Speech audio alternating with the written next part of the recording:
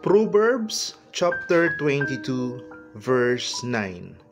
The generous will themselves be blessed, for they share their food with the poor.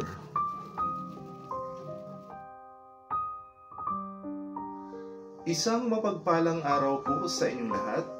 Ako po ang inyong lingkod, si Marasa TV, ay muling na magbibigay ng munting kasiyahan sa ilan sa ating mga kabataan.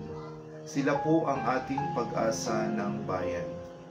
Ito po ay handog ko po para sa kanila at pasasalamat sa ating poong may kapal para sa aking kaarawan ngayong ika-4 ng Nobyembre taong 2023. Sana makapagdulot po ito ng aral at inspirasyon para sa ilan sa ating mga kababayan.